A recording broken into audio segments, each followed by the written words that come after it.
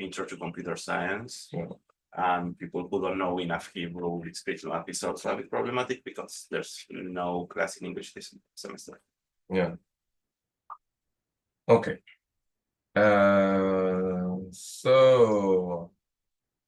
Welcome back to linear algebra.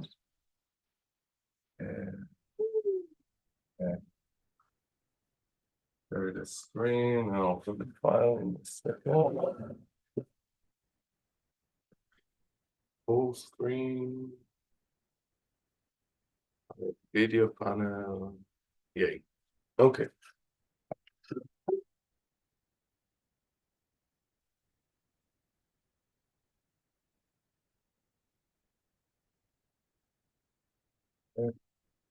Algebra. Linear algebra. So I did not explain this rule, right? Did anyone remember? I'm looking at it, but You explained you didn't prove it. I didn't prove it. That's what I meant. Okay, yeah, I didn't prove this one, and then we'll move on. Okay, so we learned the following formula, theorem, whatever you wish to call it. Given a non-zero complex element and then natural number n, we wish to find the nth roots of the complex number, meaning the solution of the equation z to n equals r cis theta. And the formula is as such.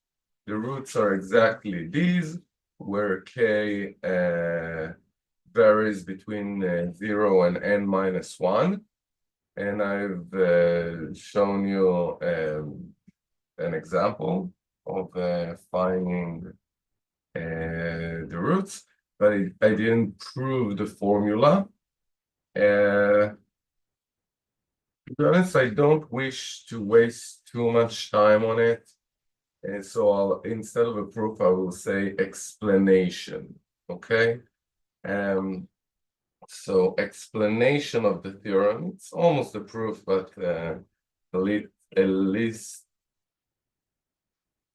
less precise formal, maybe less formal. Yeah, no, I forgot what I was about to say. It's not a full proof, but it's most of the main ideas. I forgot what I wanted to say. Okay, so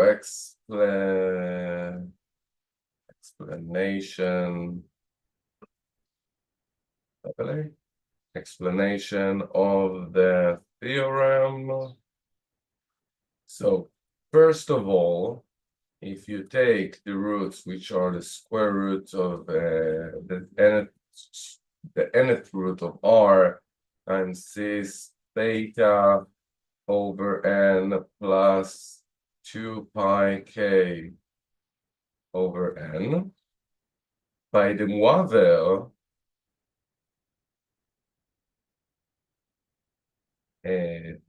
zk to the power of n equals what happened to the nth root of r when you take it to the power of n? You just get r, right?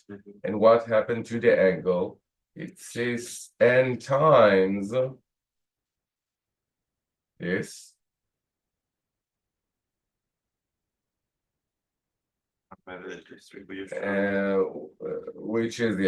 Which is r times cis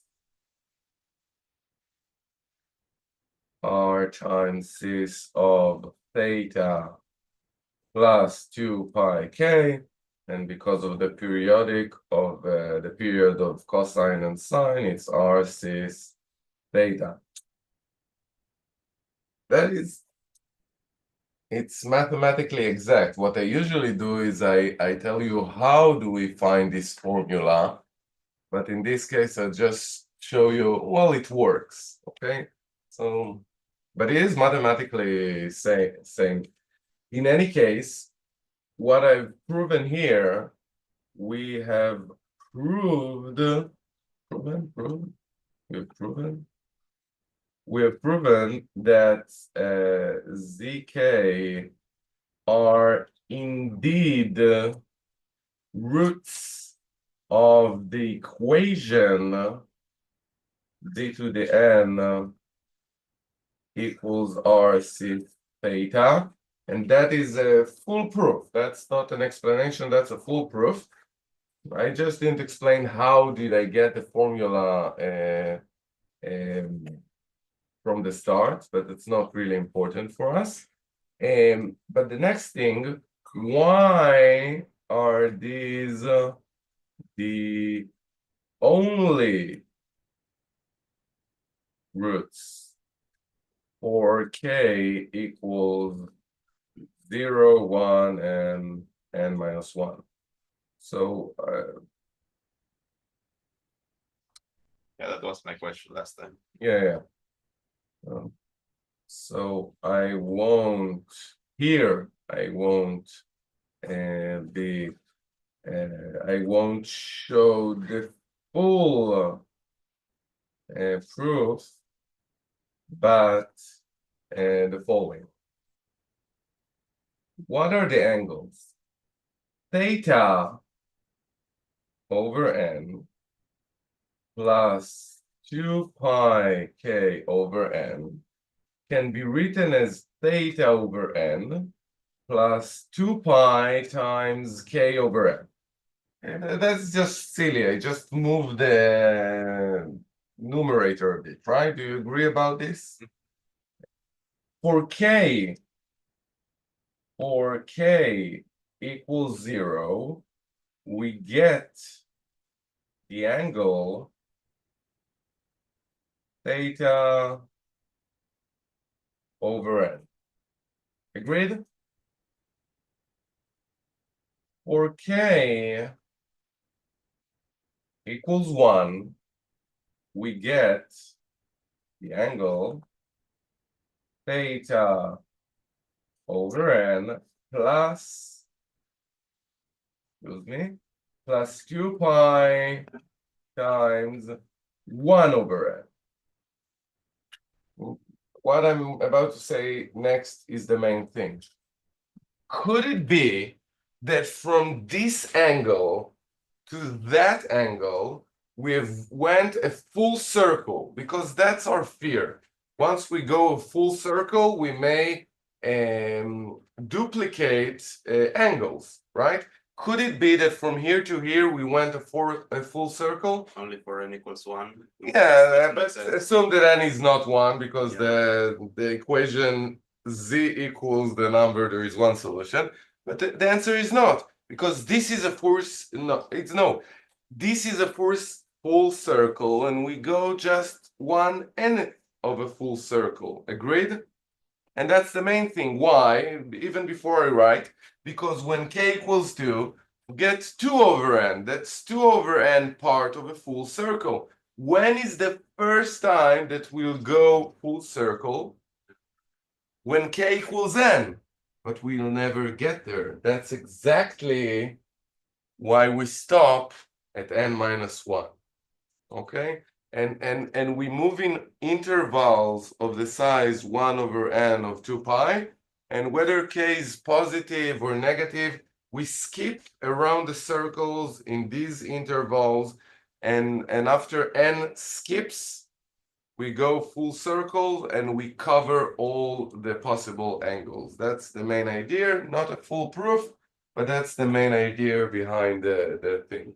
Yes. So we say that after n minus 1, the following case that we don't get to are not distinct because of the periodicity of CFTs. Yeah. Okay. Yeah, exactly. We get to the same number. Okay. Up to and including k equals n minus 1, we don't go a full circle, and we get an distinct angles. for k equals n, we get theta over n plus 2 pi, which give the same angle as just theta over n. Like you said before, because of the periodicity of the sine and the cosine. But you can imagine it geometrically. You get a point, you went 2 pi, I mean, full circle. You get to the exact same point, and I'll finish with that.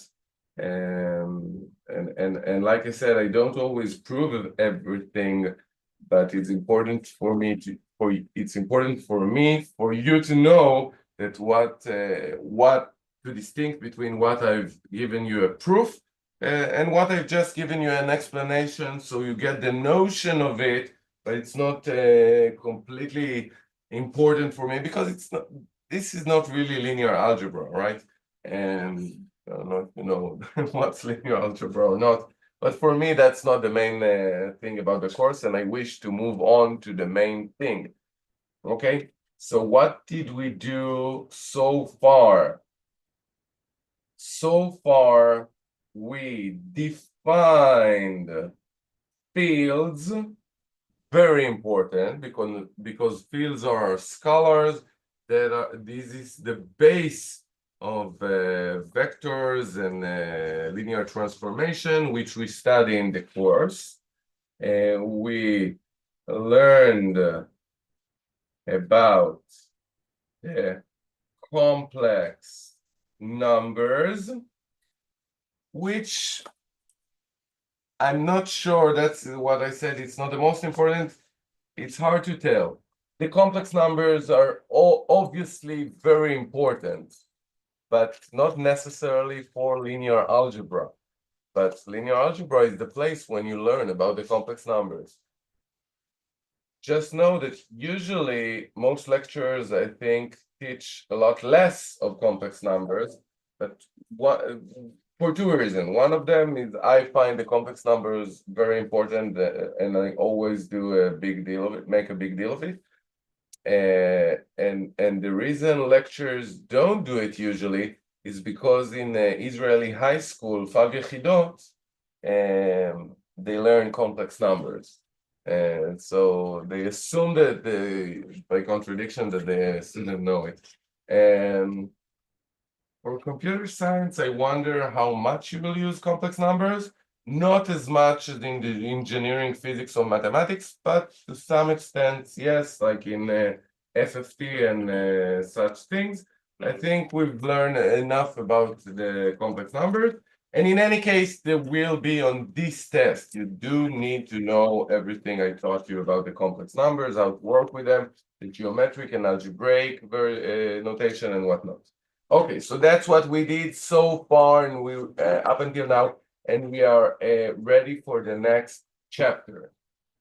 The next chapter is linear equation.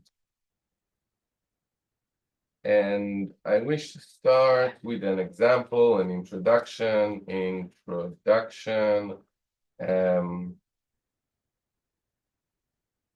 The three-dimensional space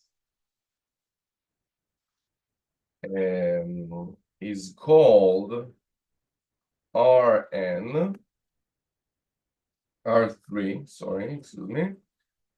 This is the set of all points with three coordinates, x, y, and z, such that x, y, and z are all real numbers. Is it okay so far? Look at GeoGebra, the three-dimensional space, and we have three x's, right? That's R3, and give me for instance, for a point in this space. 1, 1, 1. 1, 1, 1. So 1, 1, 1 is the point here. The x-axis is 1. The y-axis, the green one, is 1. And the z-axis, the top one, the blue one, is also 1. So that is a point on the three-dimensional space R3. That's its name, right? But that's the space. Does anyone have any questions about this? Okay, great. And because that would be an example, our go-to example, let's just say, because we will deal with R to the n for any n. 2 coordinates. Okay, maybe I'll say this as well for 2 coordinates. The 2D plane is called R2 or R squared. In Hebrew we say R squared, but I'm not sure in English. X, Y, in double R. This is the plane. This we've already seen with the complex plane, right? And we've seen points and we talked about it enough. So why are R2 and R cubed the go-to examples? Because we can visualize them.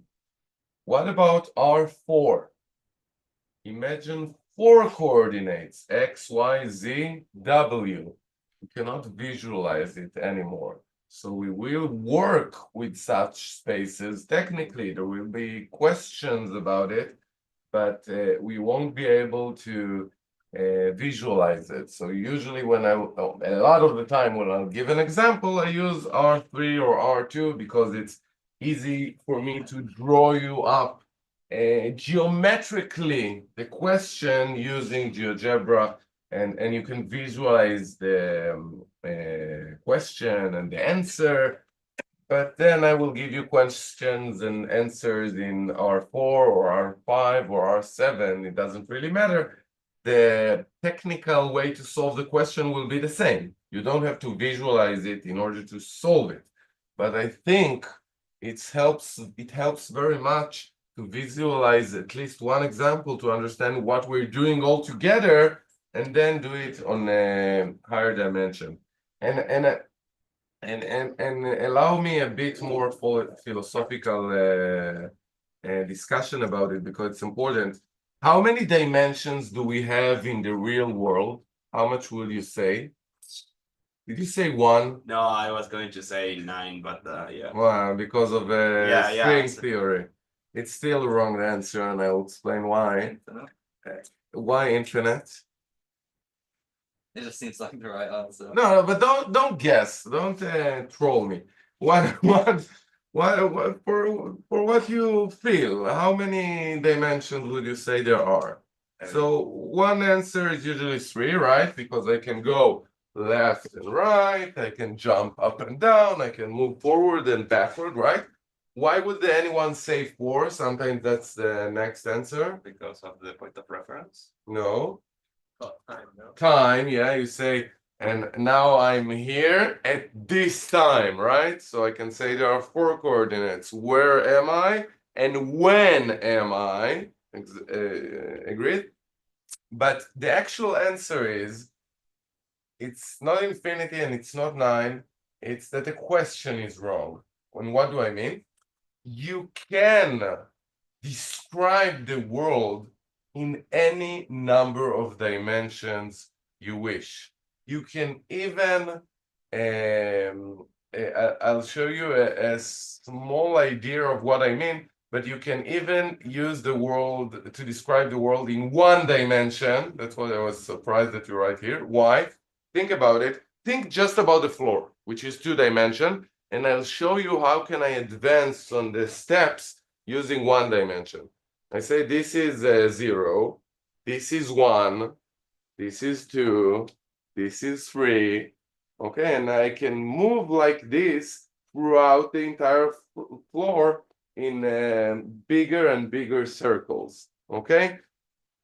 So I can, using only one number, tell you at which מרצפת, no? At which Square. square? Um, It's tile is the word, sorry. At which tile or at which square am I on the floor? Using only one dimension, I can describe, and you can do it for the 3-dimension, 4-dimension.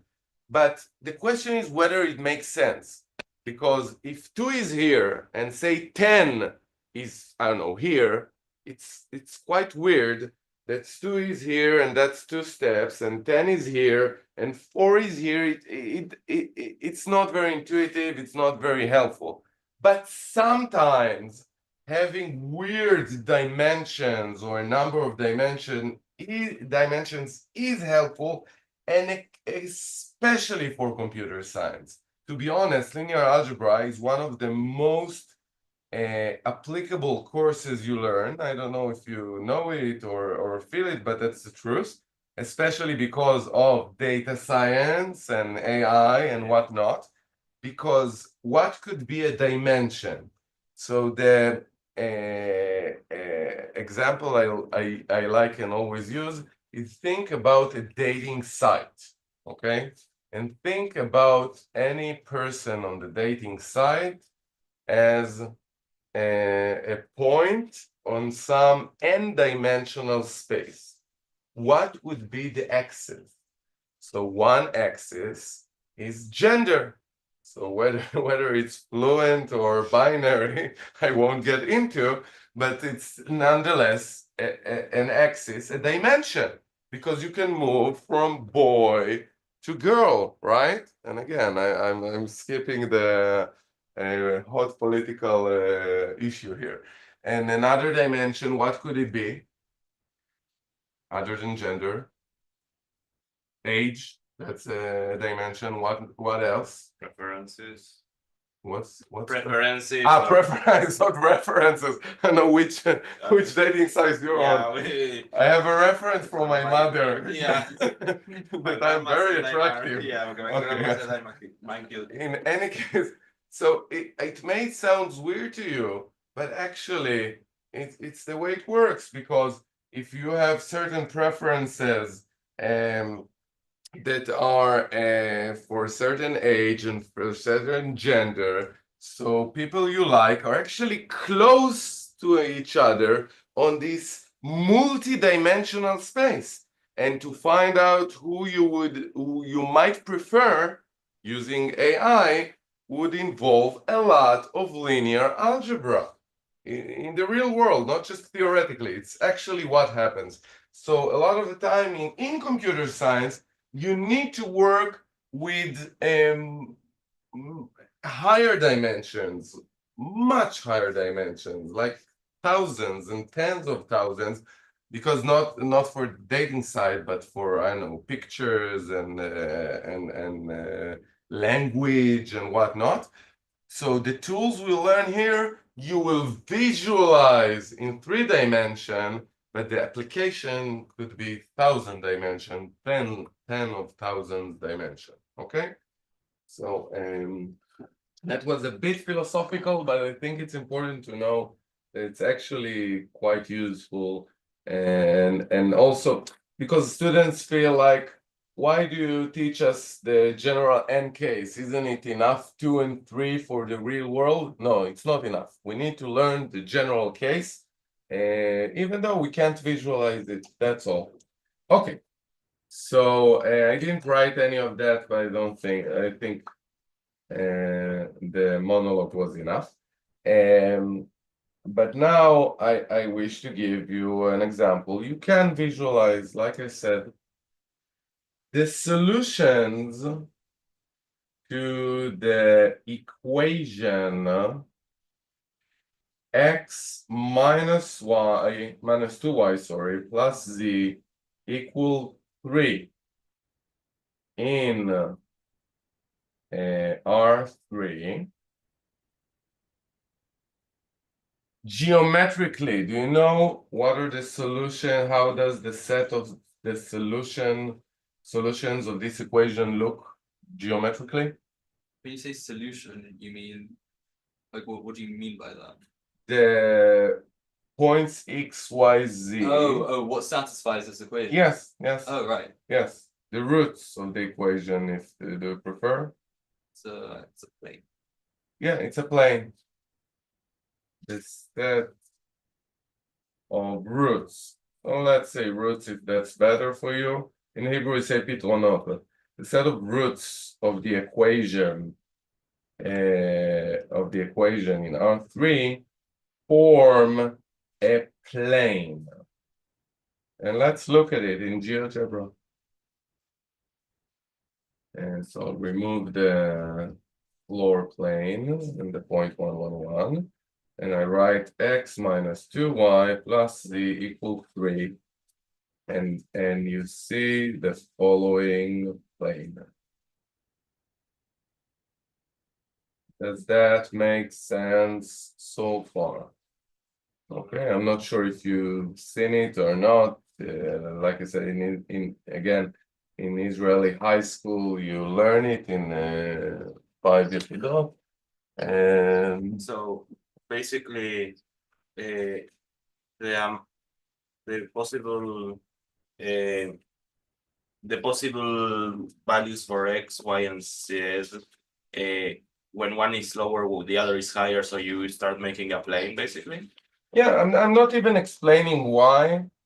That's one of the definitions of what a plane is, the set of solution of such an equation. We will learn a few algebraic tools along the course to explain why is this a plane. For instance, we'll learn it's two-dimensional, okay? But for now, I'm not teaching you why is that a plane, but making sure you know that it's a plane, okay? And help you, like I said, visualize it, because it helps bring a geometrical visualization to the subject that I'm about to teach you, okay?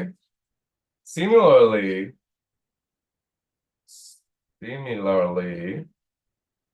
the roots of, I don't know, x plus y minus z equals 1 and form another plane.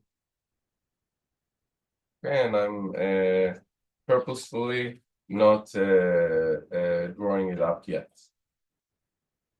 What would be the set of roots of the equation system, equations system,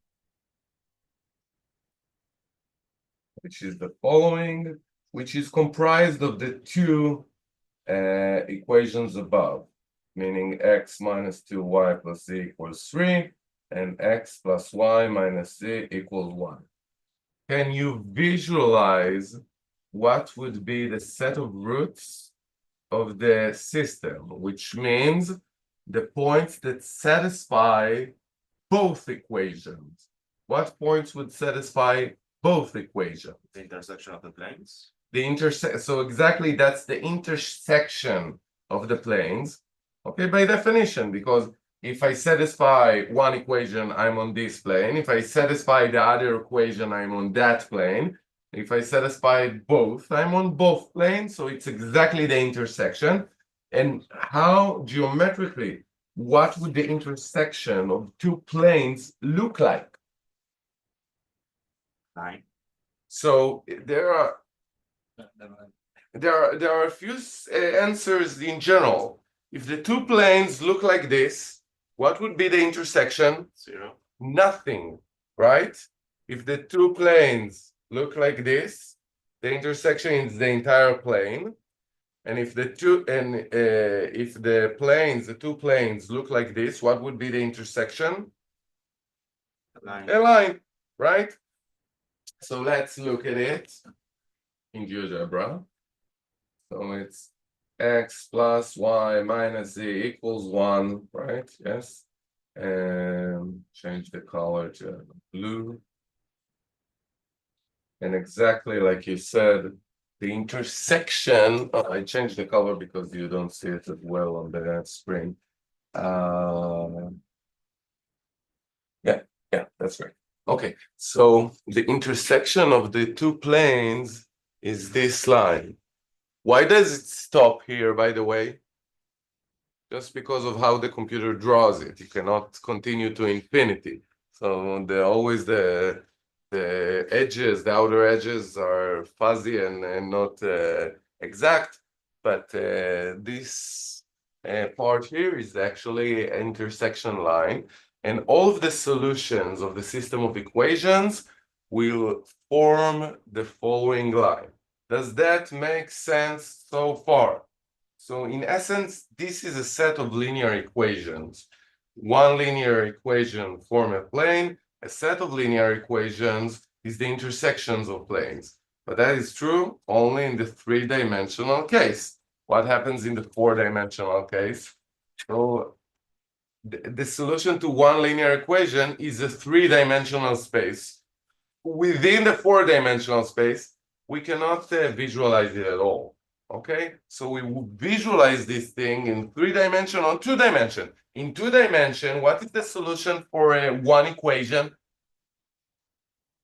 For 1 dimension, 2 dimension. a point. No, wait. I'll write up my question exactly. Okay. So first of all, I wish to give you this. They form the line which is the intersection of these two planes. And now I'll do an example in the 2-dimensional case. In the 2-dimensional case, r squared. And look at the system of equations. X plus y equals 3. X minus y equals 1.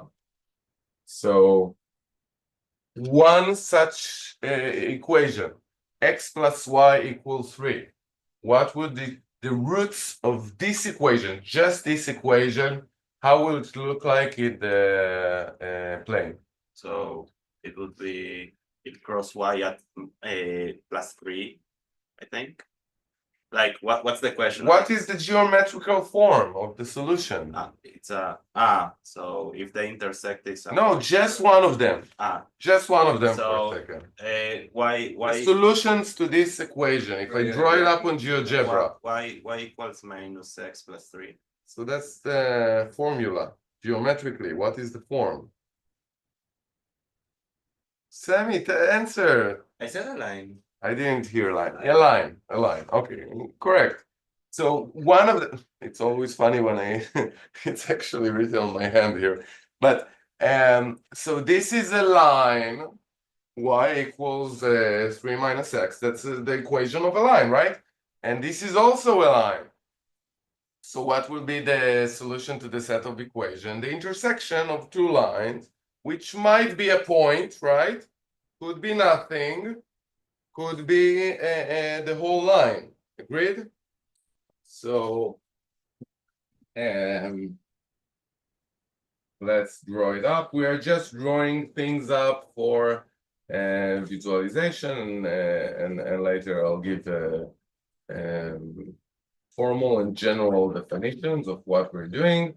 So x plus y equals 3, x minus 1 equals 1. And you see that the solution to the equation is just these points of intersection. Do you agree so far? Take that as a yes. Okay. So another question. Now in R Form. 4. Yes. Just begin. Take the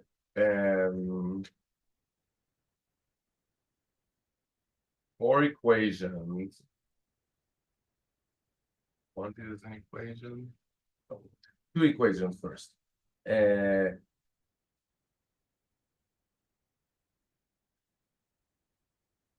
just wish to name the variables.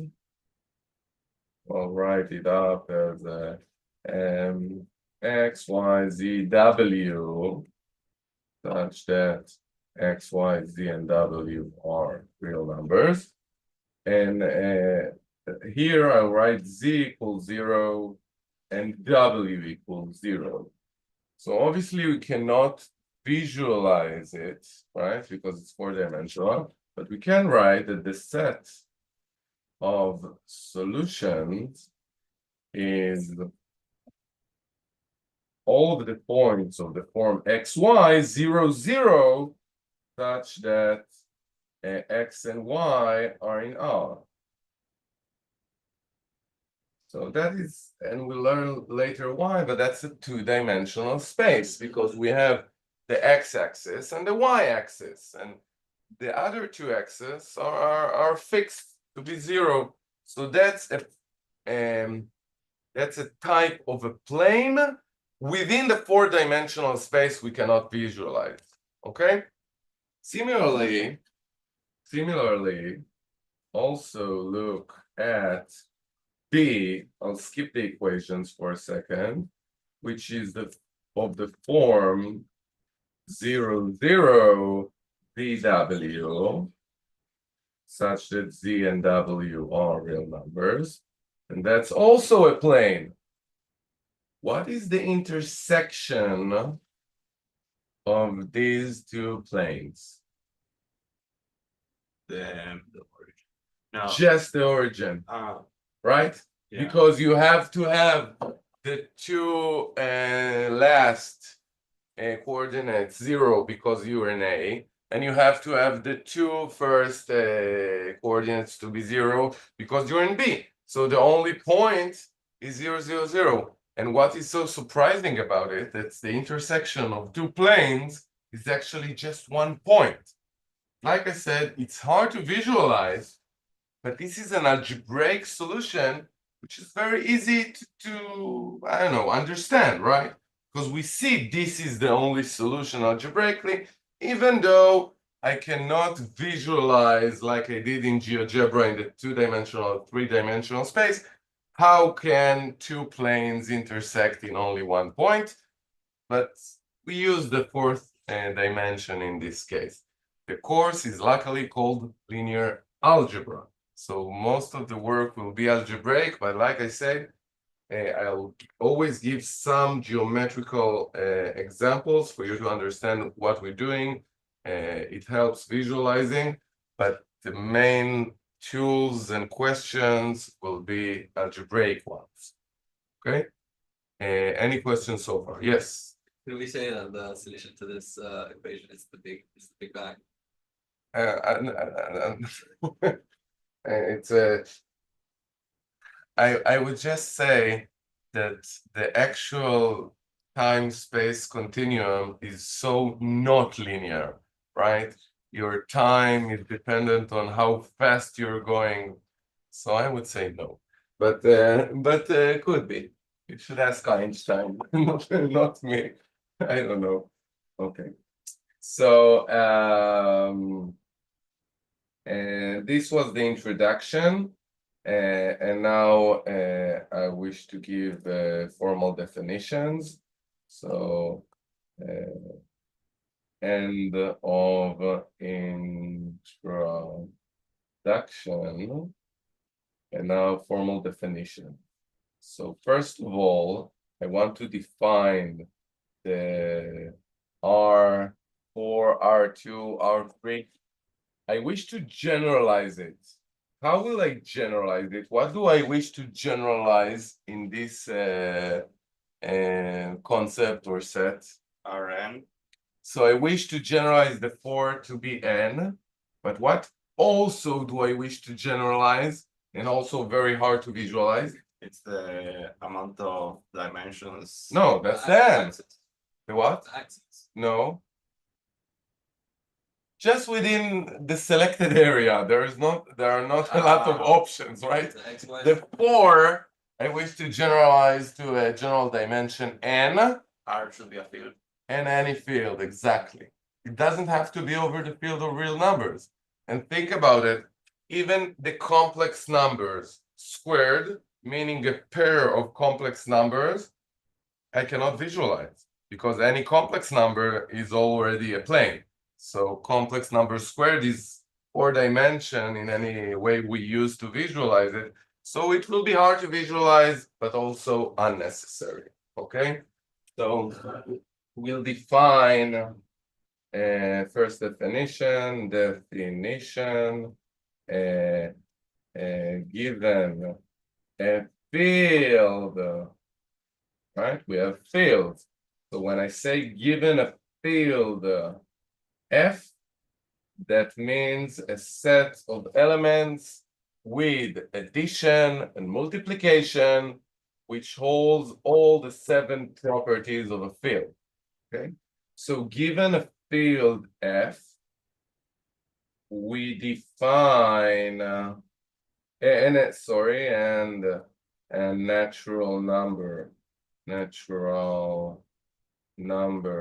n, and we define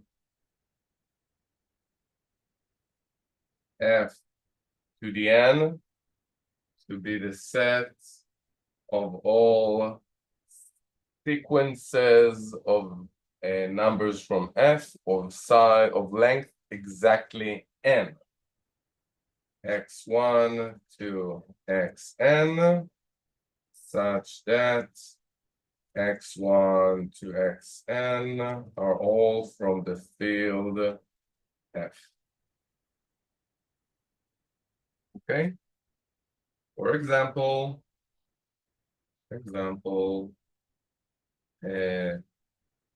give me an element of C cubed who will belong to C cubed. So it's supposed to be 3 complex numbers. Yes? I. Yes, exactly. So I is definitely an element of C cubed, but also 0, 0, 0, right? Because the reals, and also 1 plus I know pi and EI. Okay, so all of these are elements of this set. Can I tell you what is the meaning of this set? I cannot. It's a 3-dimensional space over the complex numbers. So I can ask you later on algebraic questions about it, but I cannot give it a meaningful geometric explanation like I did for R2 or R3, but I also don't have to. Okay, another example.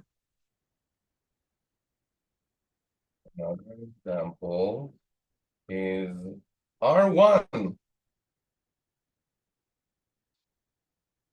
Just one axis is also such a set, and elements of it are simply numbers, right?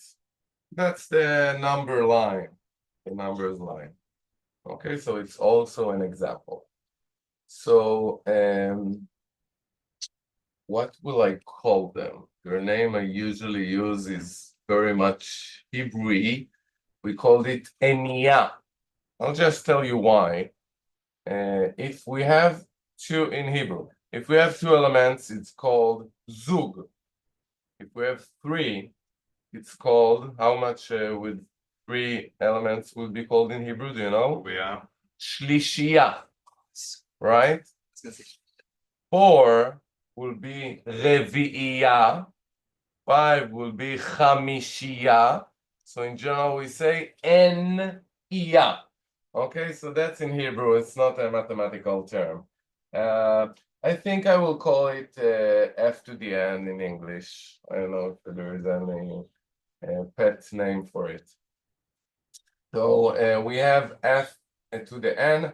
It's very important. For now, it will be just a place filler for roots of system of equations, but later it will be the vector spaces, because a vector will be a point of the form X, Y, Z, and so forth.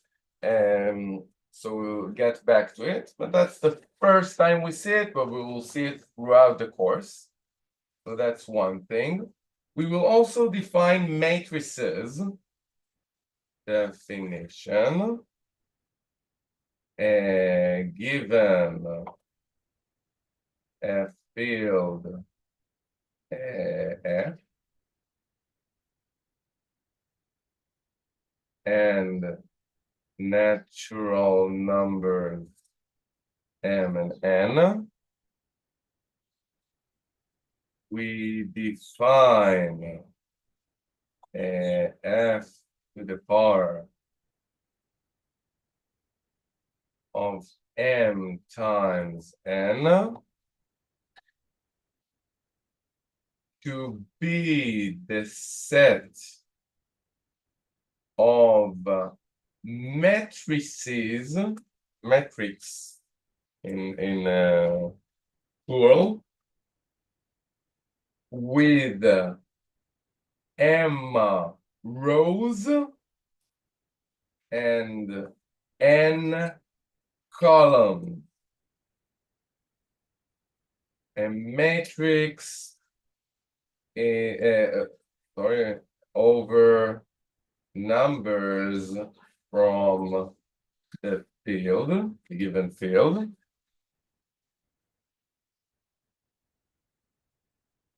A matrix is just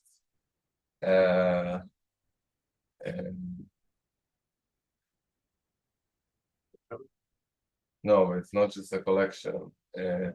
It's just a two-dimensional array of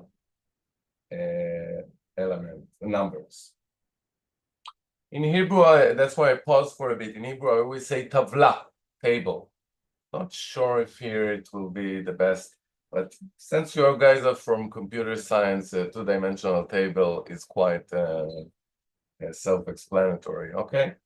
It's not a very formal definition, if you can see it, but that's to formally define a two-dimensional array. It's much too discrete mathematics and not very important.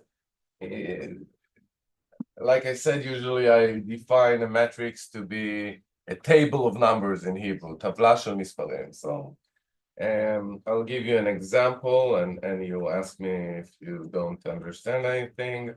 Example or anything.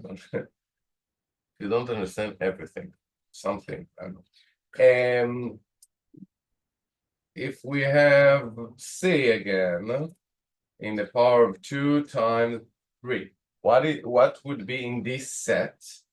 So this is the set of complex matrices with 2 rows and 3 columns. So it looks like this. And all of the entries of the matrix are complex numbers. 1 plus I, 0, minus 1, 2 plus I, minus 5. I don't know why I paused there for such a long time. Okay, so this is a matrix of a size 2 rows over 3 columns, where the numbers are taken from the given field, which is the complex numbers. Do you have any questions so far? Yes. What's the connection from what we saw before to now? We will learn it. You are correct, Thomas. that I started with the introduction, which was very geometrical, and now I'm going to a formal algebraic definition of sets without purpose. But I will connect the two together in a short while. Okay, that's why I start with the introduction, because when I start with these elements, it means nothing. But I can answer quickly. Here, I think you saw the connection because R3 and R2 are of this type, right? This was just a generalization. The matrices we haven't seen any use for, and I will answer to you shortly. No, in a short way, not shortly. I will answer you in a short way that these will be the coefficients of the linear equations. So these will be the coefficients. Okay, but we'll need a couple of more things to say before I can actually say it. So we have, for my sake, I will call these vectors. Okay, so we have the vectors and we have the matrices. Okay, now,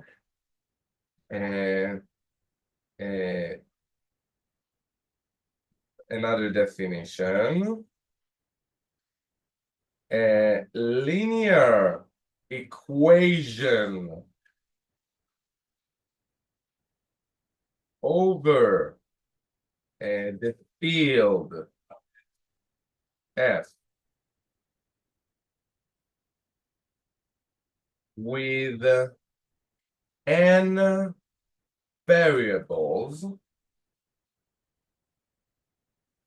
call them x1, x2, xn, and is an equation of the form a1 x1 plus a2 x2 plus an xn equals b. So a linear equation must be only of the form, and I need to write what is a1 called. Where did a1 come from? I didn't write it yet, but what could be a1 for yes, I mean, What do you mean by that? An element of the field. yeah, a1 would be a number, right? Because x1 to xn are the variable.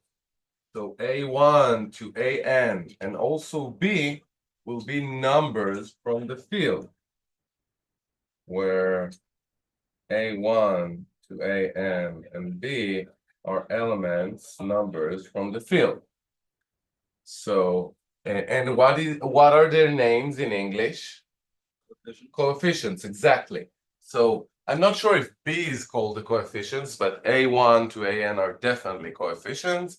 And b, I used to say it's in Hebrew kubuim, the fixed number of parameters. I'm not sure how I will say it in English, but it doesn't really matter. Technically, Yeah. I don't know how it works in these, but in Constants? in polynomials, Yeah, constant. I think constant is the word I wanted, but what is it? could be constants. But in polynomials, b is like c, right?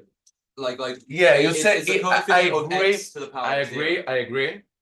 But in linear algebra, it doesn't translate why. Well, why? Because you don't have different powers of the variables. So I cannot think of it as a coefficient of x to the zero because there is no x to the zero. But constant is the word I was looking for. I will use that. Again, the names are not that important, but it is very important that you will understand what I refer to, right? So the main thing is linear equation is only of the form a number time a variable plus a number time a variable equals a number, nothing else. You cannot multiply two variables in each other or subtract, or no, subtract you can because the coefficient could be negative. You cannot divide by a variable, and you can definitely not use any functions like sine or exponent or logarithms. Only these quite simple in the three-dimensional case, such an equation, if the coefficients are not all zero, it's a plane. In the two-dimensional space, it's a line, always, as long as not both coefficients are zero. That's a problem. But if at least one of the coefficients is not zero, this will always be a line, that would always be a plane. So it seems that linear equations are a very specific thing. And in many cases, it is true, but that is what we are studying. Okay, linear algebra, linear equation, right? And more complex equations like polynomials, leave it for calculus. In algebra, in linear algebra, we study the linear elements. Later, if you wish, I will explain to you why such so-called specific objects are so important. Why do we take two courses, linear 1 and linear 2, to study just linear things? And why did I tell you it's the most applicable thing? If you like, I will tell you in a while, because I had a long enough monologue so far, but I wish to put it on the table. Yes, this is a very specific thing which we study. So that is a linear equation, and the point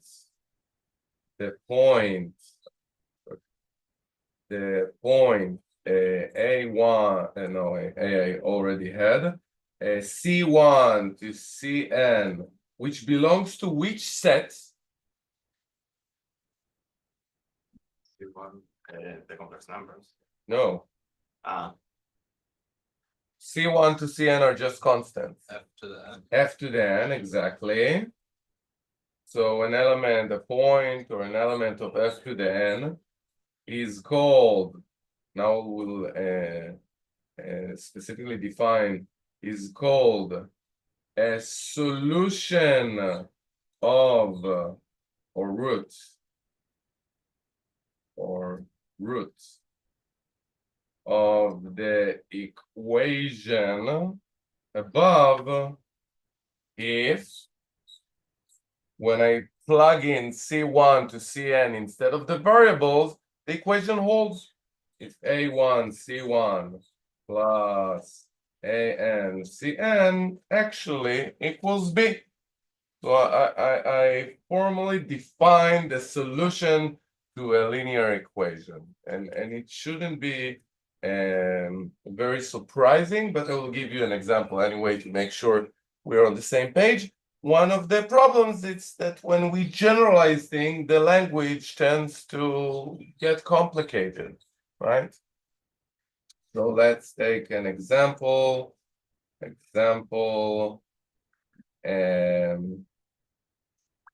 The following is a linear equation in two variables over the real numbers.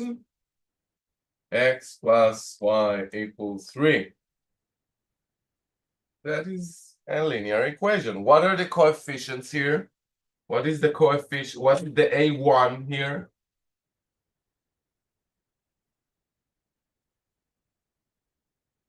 Can solve this riddle. I'm claiming this is a linear equation, meaning this is in the following form. So x1 I just call x, and x2 I just call y. So where are A1 and A2? What are they? First of all, the easier one. What is B? B3. B3, right? You see it here. The coefficients. So what is A1 and A2? 1. Exactly, because it's 1 times x plus 1 times y. Why am I sure? Well, I took the real numbers, but if it was a general field, Why am I sure that there will be such a one? Because it's one of the properties of a field. There is always a one. So the variable by itself can always stand in any field. Okay? And if a certain variable was absent, suppose this, y0. then the coefficient of y is 0, and always there is a 0 in the field, and 0 times everything is 0. I don't remember, did I prove to you that 0 times everything is 0? I think We it definitely was will in the ask homework. Oh, things. okay, that's enough for me. Okay, and I sometimes show it in the lectures and sometimes not. Okay, so this is I'm going back to this example. So this is a linear equation. Could you give me a root, a solution? I will give you a solution. A solution of this equation. What would it be? For example, give me a solution to x plus y equals 3. Like x equals 3, y equals 0. But it should be the pair, right? Because we said the solution is the pair or triplets and whatnot. So it's, I don't know, 1, 2. Agreed? 1, 2 is a solution to x plus y equals 3. Agreed? Are there any other solution? Actually, for every substitution y equals t, so if we substitute any parameter t instead of 1, what do we get? X to equal 3 minus t. 3 minus t. And the solution is 3 minus t. So that would be the general solution. That would be a general form of the solution. And in general, we wish to be able to find the general solution for any set of linear equations. The main tool will be the matrices I mentioned before, and we will see in a while how. Okay, for now it's a bit of guesswork. Agreed? So now, next example.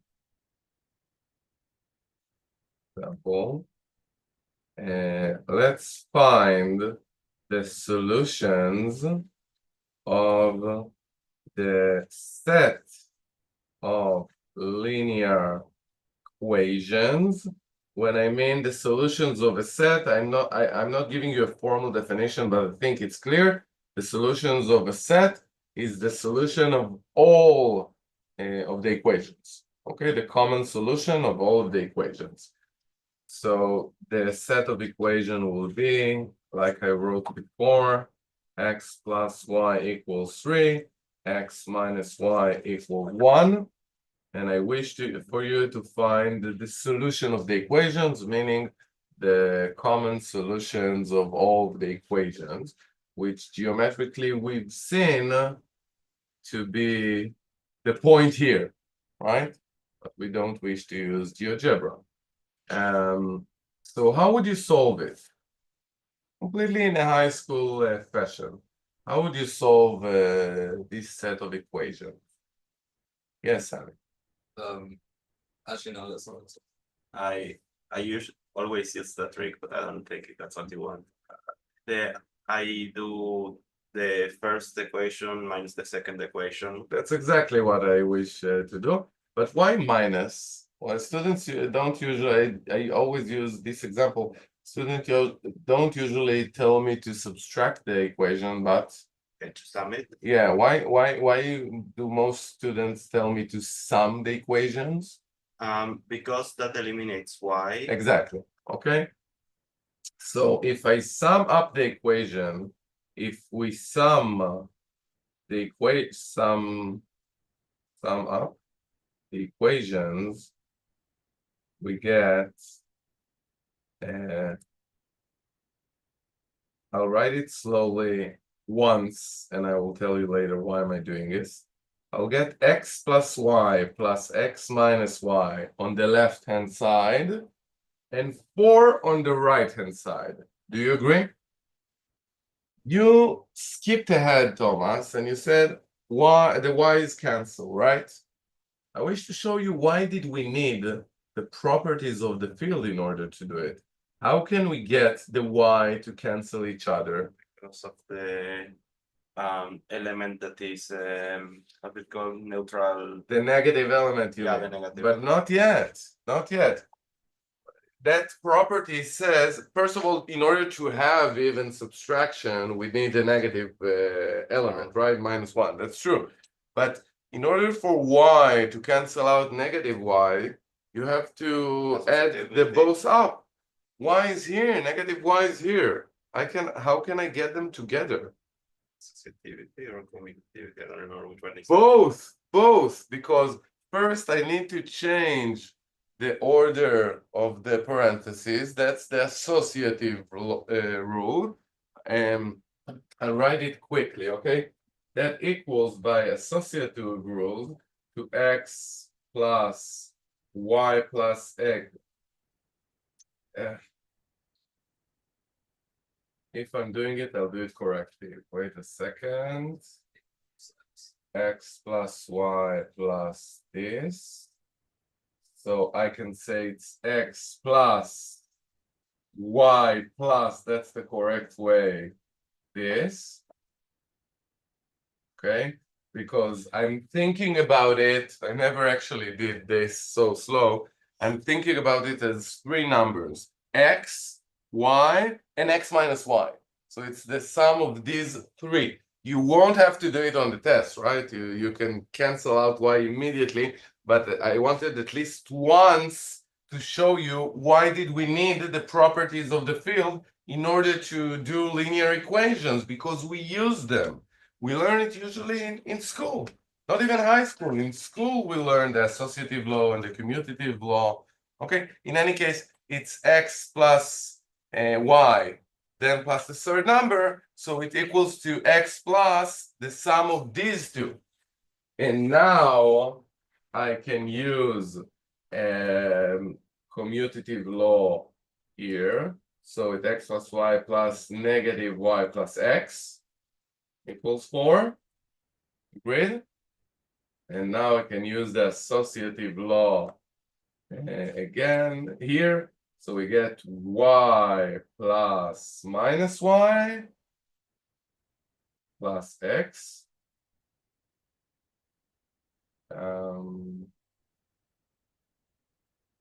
These parentheses, which is x plus 0 plus x, which is 2x. And like I said, don't be scared. You won't have to solve a linear equation in that manner at all. I just did this one. I just did this elaborate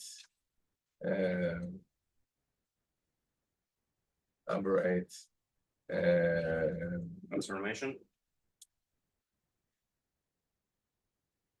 Just did this elaborate. I just showed. I think did not good. I just showed this elaborate calculation in order to explain why are the properties of the field are needed. I will not repeat it. Okay. So once you see the properties of the field are needed, but in general, you just say, okay, I sum up the equations. So we get 2x equals 4. Okay. So if 2x equals 4, how much is x equal? 2. What did you use? I will just say it by heart. What did you use to solve this? You divide it by 2, you multiply by half, exactly. You multiply by half. So x equals 2. So what will be the next thing? I summed up the equations. I got that x equals 2. What can I do next? Replace X Where? in either.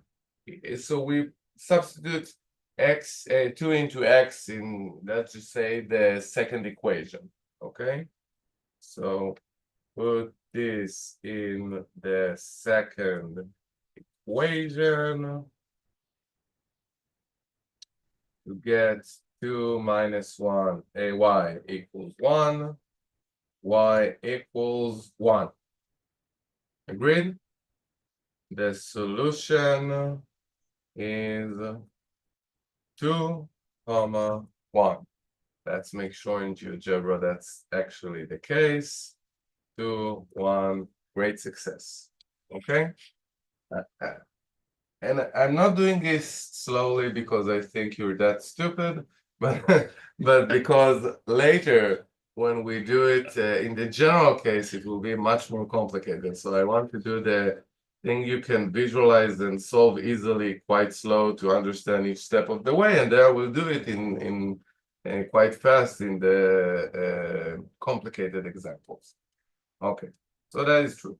Now, next example.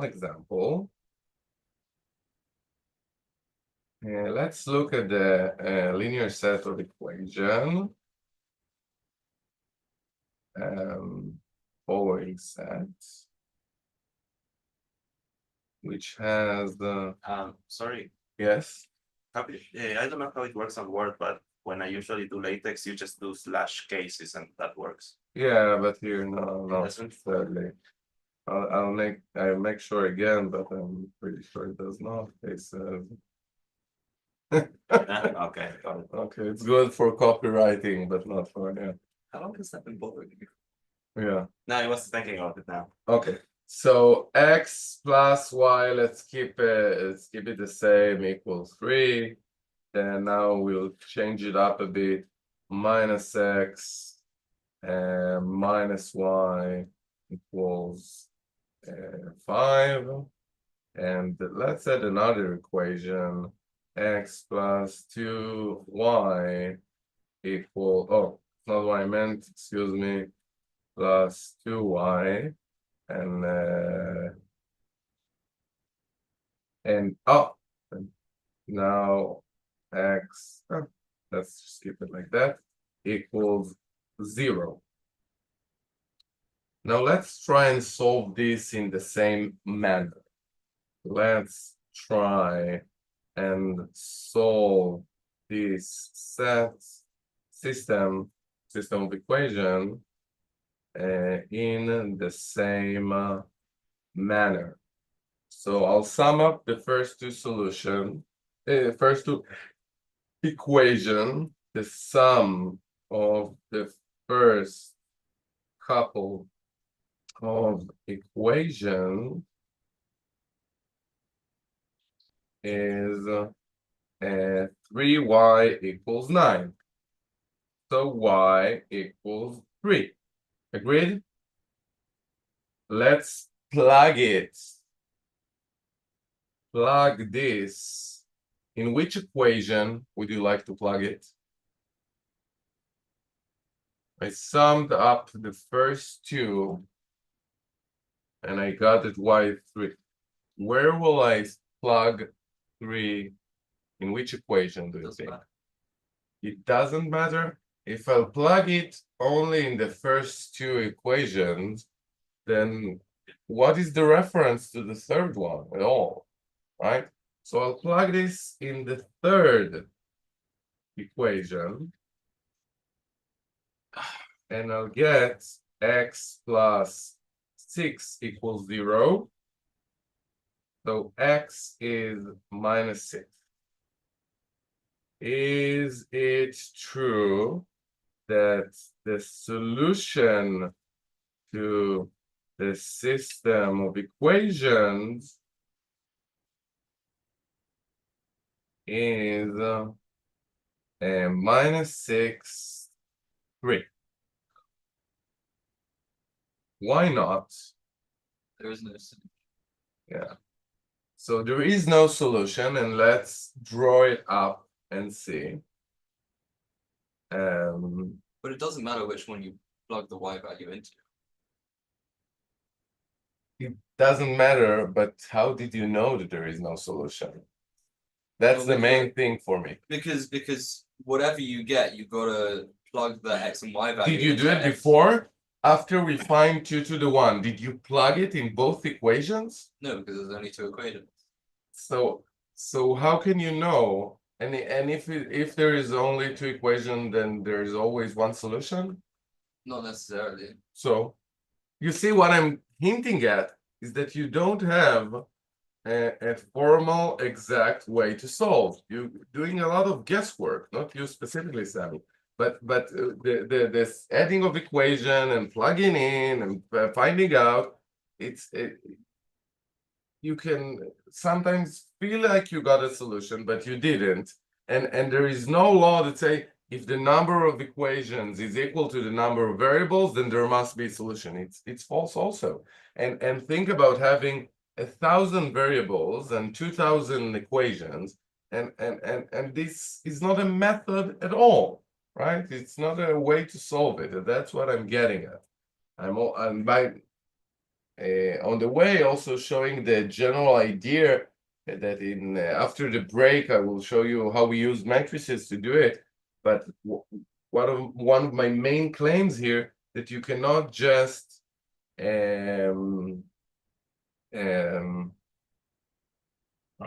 alter. Ignore. No, what? Improvise. You cannot just improvise each step of the way in order to find a solution. You have to have a very specific algorithm that a computer can and does apply in order to solve the set of equations. And it doesn't include, by the way, the making sure, plugging in, making sure all equations are correct. Because if we do it correctly, we'll be sure in the end whether it's a solution or not. But we'll see it in a bit. And now I just want to put it on GeoGebra and show you that indeed there is no solution, like you said.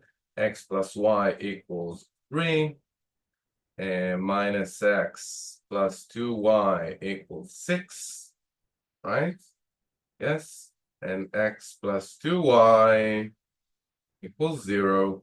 And Sami was completely right that there actually is no solution. And if I put in the point which we've found, which was minus 6, 3, it's here. It's not a solution at all. How do we got it?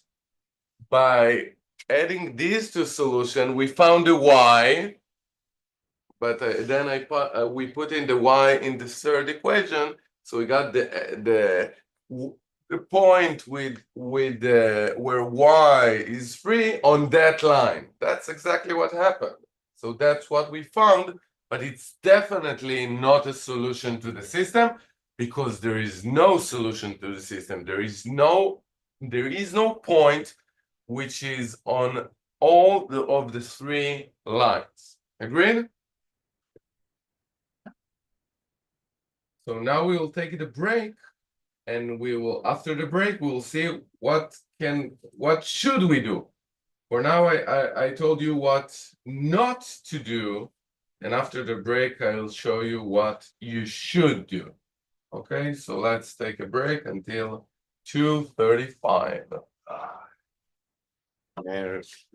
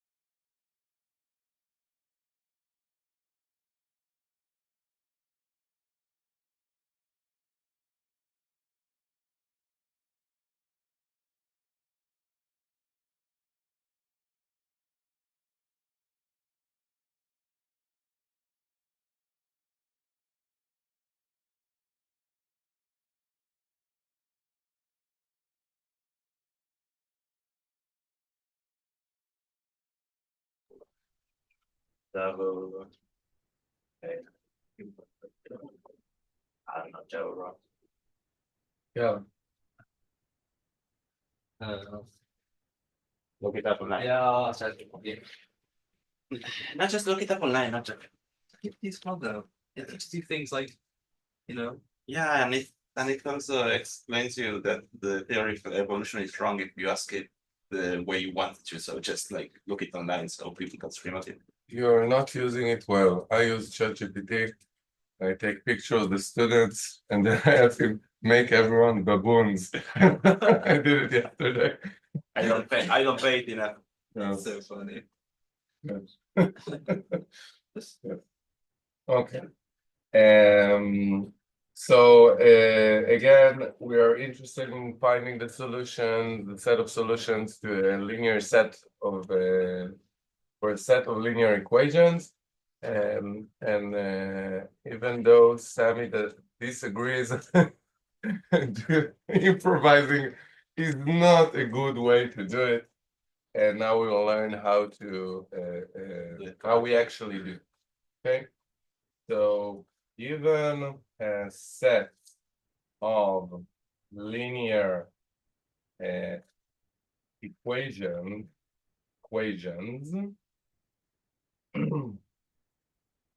in with n variables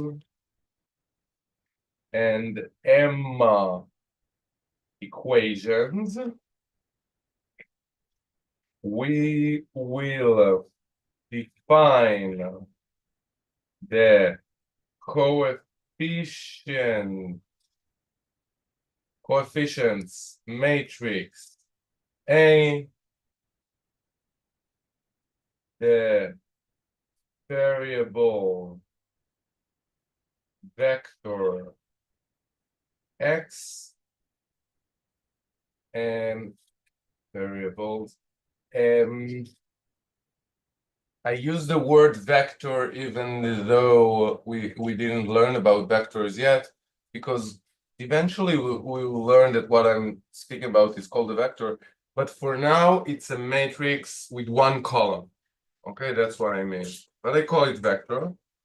The variable vector x and the constants vector b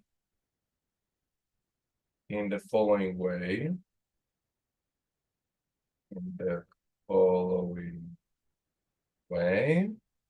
So x are the variables x1 to xn.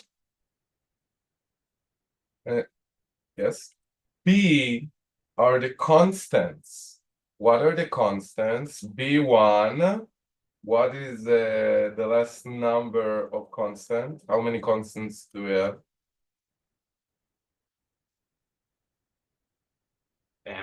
M, right? Why? Because each equation have one constant. And I told you there are n variables and m constants. And A, how do I write the matrix A? So for each coefficient, there are two indices. One which says for which variable I belong, and the second says, actually that's the second. The first says to which equation do I belong? Meaning, I write here 1, 1, which means for this coefficient, I'm the coefficient of the first equation of the first variable. So if you follow, what coefficient will be last in this row? 1 1 n. n, exactly, because this is the coefficient of the first equation and last variable. I will obviously do an example in a few minutes afterward, but that's the way we write it in general. Okay? And the last, what would be the last line here? Who will be here? M1. AM1. And lastly, MN. AMN, where the equations are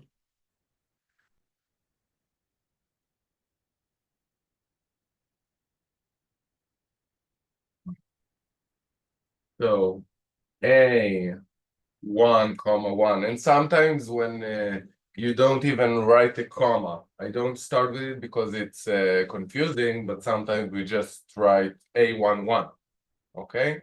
I won't do it now, but I will do it later because it's a shorthand. So A11 is the coefficient of the first variable, A1, and is the coefficient of the n variable. And what does that equal?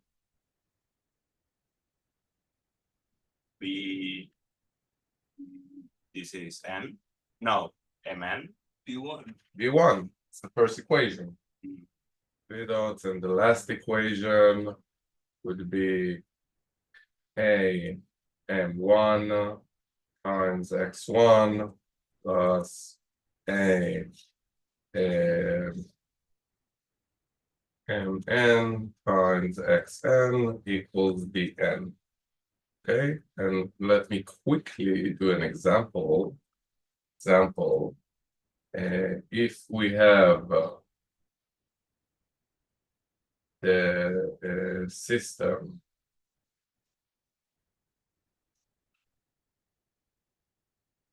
x plus y plus 3 equals x plus y plus z equals 3, x minus 2y equals 0,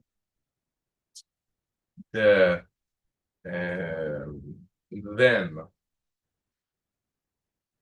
the variables vector is usually the least important interesting one is x, y, z. Now it's a bit confusing because I used x twice, so sometimes I will write x vector. Okay, I don't always write it, but let's do it now. Okay, and when there's a confusion between the x the variable and x the vector, I write the vector sign. What would be the constant vector? What are the constants of the equations? 3, 3 0. and 0, right? These are, I'll use colors. So, The size of the constants vector doesn't have to be relative to the others. no. That's why I wrote n and m. I used two different numbers to show it doesn't have to be the same, right? Let's paint the variables as well. Now it's least important. The coefficients and the constants are what's important. The names of the variables are obviously not important, right? They don't matter. They don't change the solutions, whether I call them x, y, z or TRS. Agreed? What changes the solutions are the coefficients, and these are the only one we'll actually use when solving. So what is the coefficient matrix? So first of all, what would be its size? How many rows? How many columns? 3, 2. So 2 rows, because there are 2 equations. 3 columns, because there are 3 variables. And here, what's the number here? What's the yeah, I'll leave it there. What's the number here? 1. Why? It's the coefficient of the first variable in the first equation. That's 1. And actually, all of this row is 1s because the coefficient of y is 1 and the coefficient of z is 1, right? Here, what's the number here? 1. 1. What's the coefficient of y? -2. And what is the coefficient of z? 0. Even though it's not in the equation, it is within the system. It's just not within this equation, right? It also can possibly be absent from all equation, but someone says to you, this is a system with the z-axis. So the coefficient could be 0 on all equation, and that's fine. But someone tells you, you couldn't guess that z was there. Someone tells you this is a system with 3 variables. And someone always tells you, you don't have to guess it. You never have to guess it. So these are the coefficients, and let me just color these as well. And well, no, I won't color them because actually almost none of them actually appears here, only -2, right? 1 is impaired and 0 is not here. So I won't color them because it's just it will add to the confusion in this example, I think. Any questions so far? So it's not clear why I did that, but I hope that it does answer what is the connection between the matrices and the linear system of equations. The matrices are the coefficients and the constant and the variables, and we write AX equals B in order to refer to the system of equations. We will later explain why. Because why am I writing A times X equals B? It's not clear to me how to multiply two matrices, but we'll learn it in this course, and then we will see. Okay, so now we will see an example as to how to solve a system. I will write system for short, but I always mean a system of linear equations using matrices, and afterward, that's not a word. Yeah, after yet all together. W-A-R. After yet? No, afterward. Afterward. Yeah, W-A-R. Yes. Well, Yeah. Same. Okay. And afterward, we will define the operations.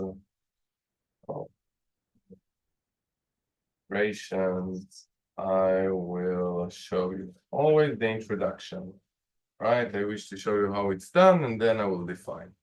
So let's look at the equation, at the system, excuse me, where there were no solutions, and I wish to show you that when done right, we will see that there is no solution. So this is the example. So first, we only keep the coefficients and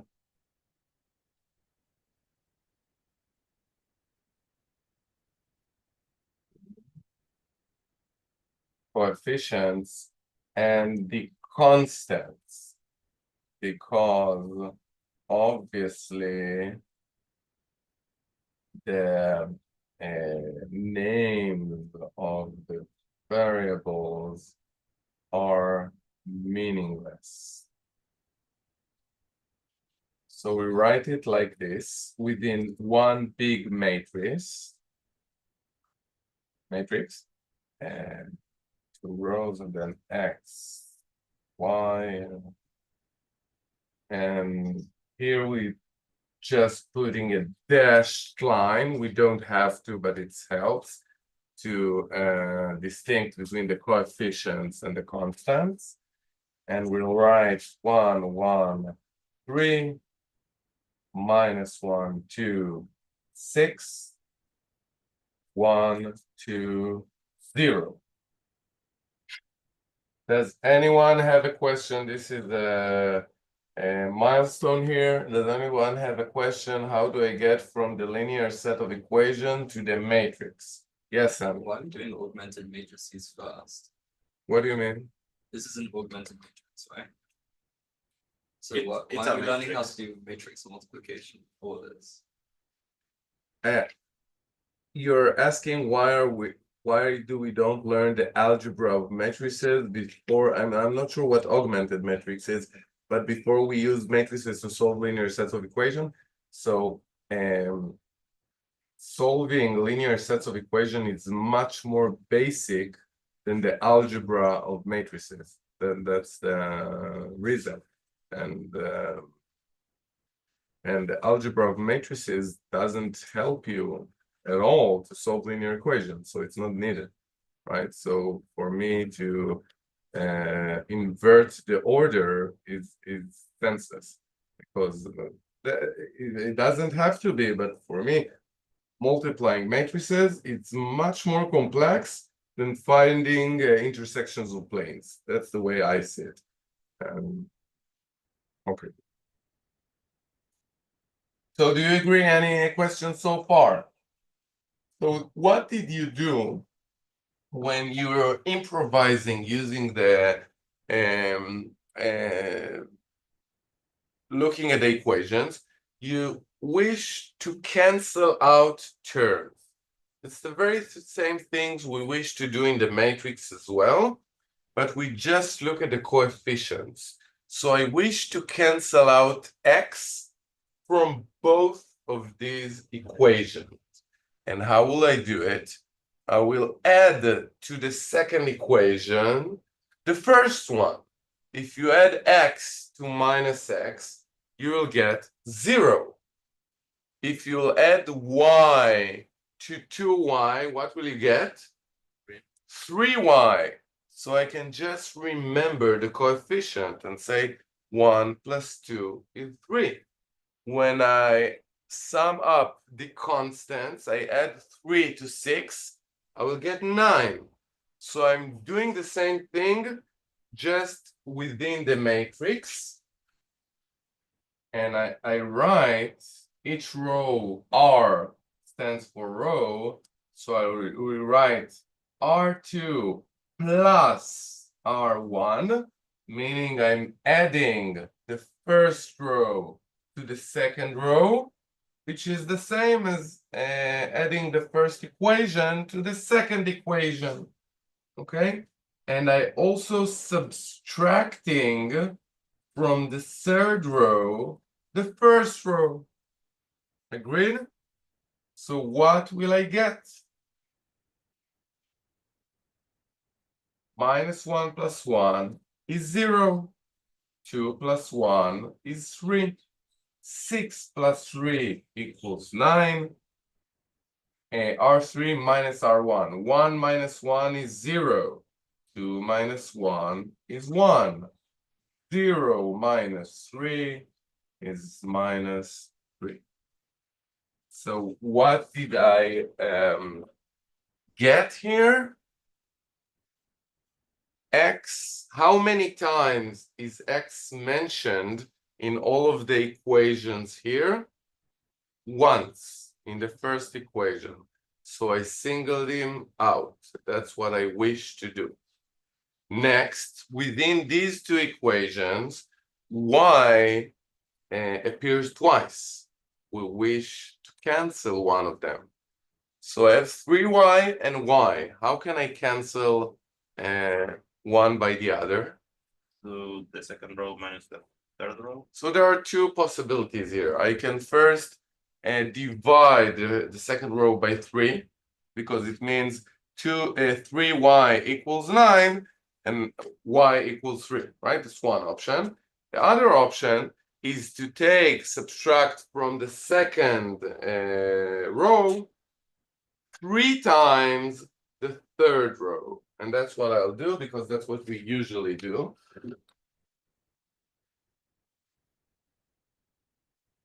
So R2 minus 3 times R3.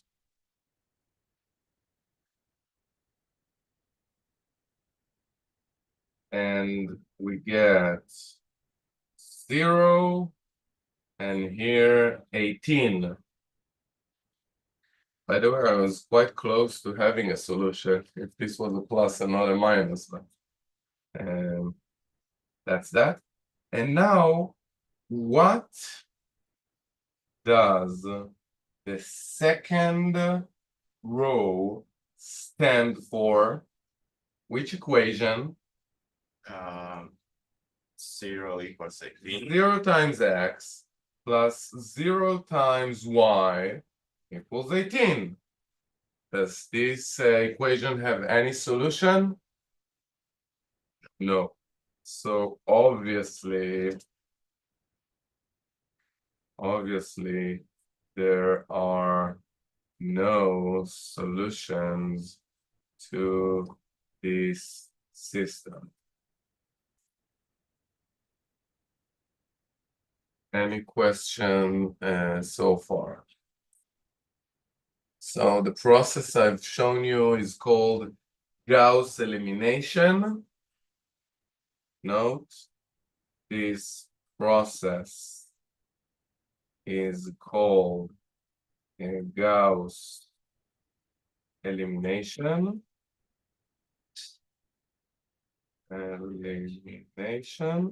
I'm telling you this if you're looking for material in English, so it will be called Gauss elimination. In Hebrew, it's called Derug Gauss, and the word Derug comes from madrigot, which is steps, and it's because the matrix will eventually look like it has steps.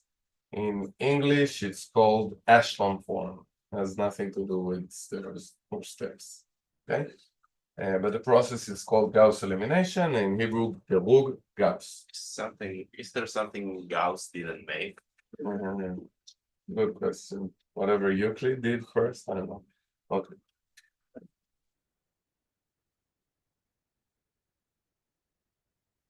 So now you've seen how we actually do it. I'll give you another visual example, and then I will write a few definitions. So example, let's look at the intersection of two planes, x plus y minus z equals 1, x plus 2z equals 0, and we'll put it in a matrix. I think it's called an augmented matrix just because you put two of them together. So that's not the subject for me. But using the algebra of matrices and using matrices to study linear equation are two subjects. So the augmented matrix is x, y, z equals 1. That's literally why it's called an augmented matrix. Yeah. So it's not a subject, but what Sammy actually asked me, I think, is why do we learn how to use it to solve linear equation before the algebra? And that's what I answered. So this is the augmented matrix, represents the linear set of equations. And how do we solve it? So now it's a bit weird, and I'll tell you why. I'll tell you why. The variable y is actually canceled out here. I'm going to cancel out x, and then y will reappear. Why do we do it? because like I said, if we have a huge amount of variables, and for students could be 3, we cannot improvise. We have to be systematic. So we always cancel out the first variable, then the next, then the next, then we get these steps formed, and that's the way we solve. If we try to improvise and see, oh, this cancels that, and then afterwards we get zeros all over the matrix, and we're not sure if we've gotten to a simpler form or not. Okay, so we always work systematically. We always start with the leftmost variable and cancel it out in all but one equation. Here, we'll do second row minus first. Is it not like normal algebra where we can find a solution because we don't have enough equations? It is normal algebra, first of all, but I convinced you before that we are interested in the solution to this case. It's the intersection of 2 planes, right?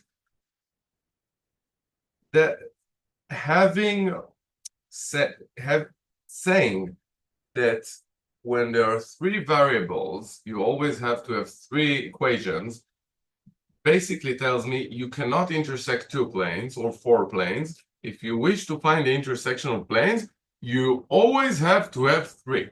That's absurd, right?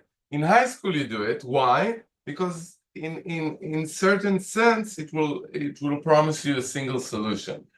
But it's very unnatural, say, to limit yourself to only and with lines, only 2 lines, planes, only 3 planes. Why? I wish to find the intersection of 2 planes or 5 planes. Okay. So R2 minus R1, and that gives us 0 minus 1, 3 minus 1. Do you agree? So here what happened? The x is mentioned only on the first equation, and y is mentioned here, but what is the coefficient of y? Minus y, minus 1. What do we prefer? 1. Okay, so next step would be, excuse me, next step will be minus R2. You will see later why it helps me. So it will be 1, negative 3, 1. So now x is mentioned only on the first equation, y is mentioned on both. Can anyone guess what can and should I do next? I will tell you. R1 minus R2. What does that help me? How does that help me? It cancels out the y from the first equation. Here we get 2, get 0.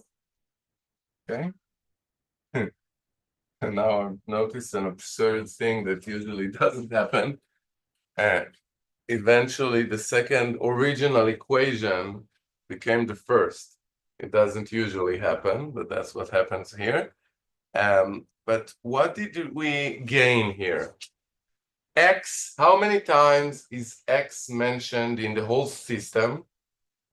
Once. How many times is Y mentioned in the whole system? Once. So X and Y each are mentioned once, each in their own equation. And the Z is mentioned a bunch of times, but the Z is never the first variable mentioned. So I can move it to the other side of the equation. And I'll show you what I mean. The first equation is X. I'll write it as a system. The first equation is X plus 2z equals 0. The second equation is y minus 3z equals 1. So now we can single out, extract x and y. X is minus 2z and y is 1 plus 3z. Do you agree? So this gives us the solution, and I'll tell you why. What can I plug in instead of z? X. No, which numbers, I mean?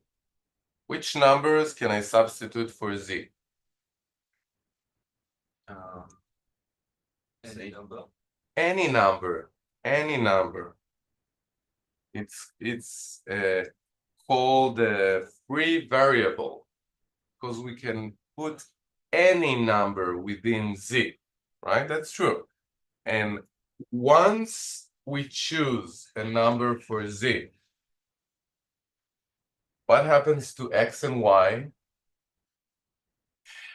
We have a solution for Yeah, they are constantly fixed by the number. They are bounded to the free variables. The bounded variables are bounded to the free variables. So in the free variables, you can substitute whatever you like. And once you did, you get a formula for the bounded variables. Okay, so x, y are the bounded variables. In Hebrew is tluim. And the z is a free variables. In Hebrew, chofshim, same word. And in general, we learn how do we know which variable is bounded and which variable is free. But for now, I just want to give you an example of how do we use it. So we choose z to be t. And many students ask me, why do we change z to t? They are both letters. It's mostly psychological. We can't think z is the name of the variable. We wish to plug in a number. So t is a specific number which we put in the variable z. Okay? We could leave it as z, but it's so confusing. So we always put a parameter name like t. Then what does x equals to? Minus 2t.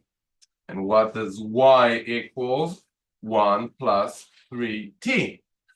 And the general solution we found is x comma y comma z is minus 2t, 1 plus 3t, and t. Agreed so far?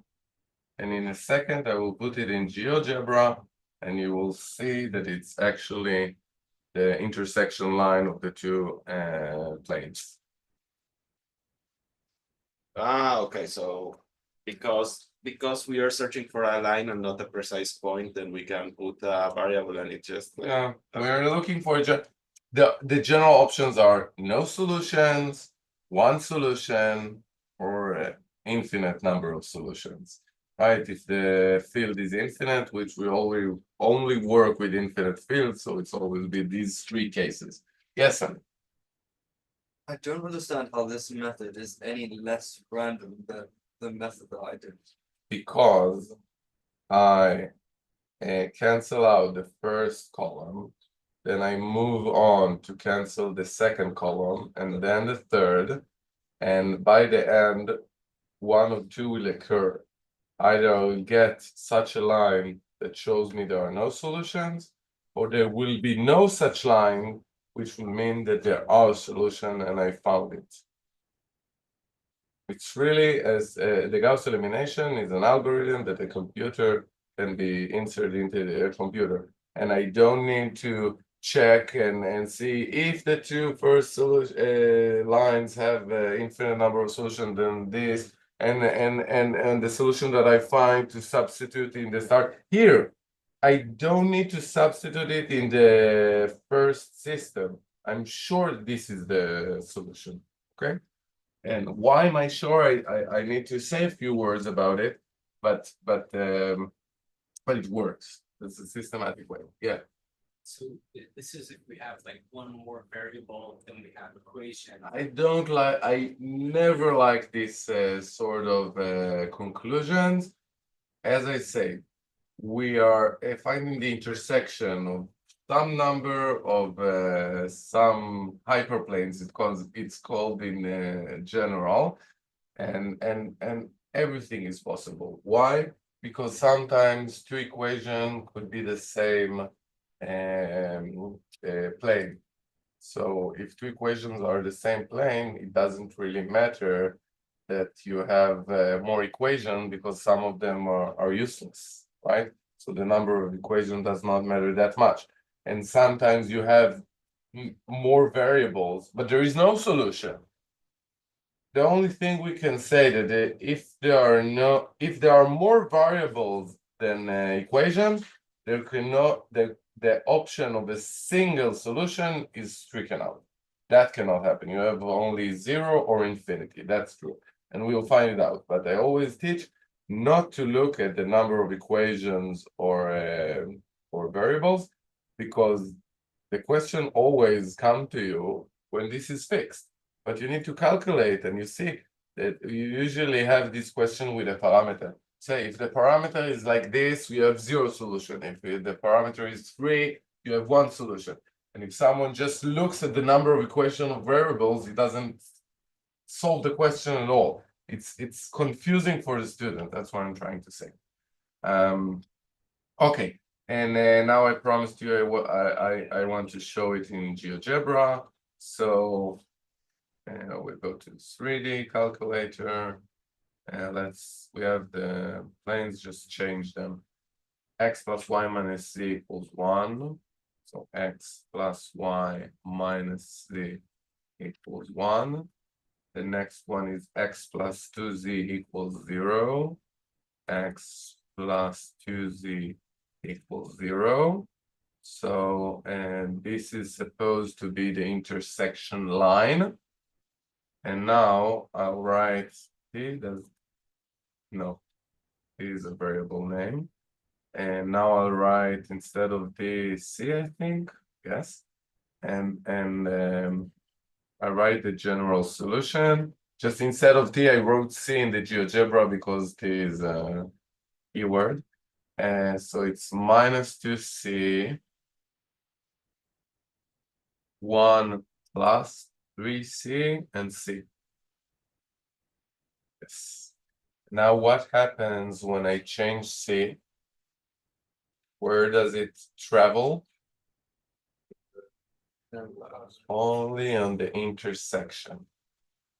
That is a visualization that we found all of the elements of the intersection. For each value of the parameter that we substitute in, we get a different point on the intersection, and there is an infinite amount of points on this intersection. Doesn't matter why, like how many variables or how many solutions, that's the fact. There are infinite different numbers that give you infinite solutions. Agreed? Oh. So now again, let's come back to a few definitions and theorems. So, a definition given a matrix A, the elimination operation are 1. Ri plus A times Rj, where A is a member of the field and J is different than I. What does that mean? we add A times the jth row to the ith row. Okay, and it's important that we don't add a same row to itself.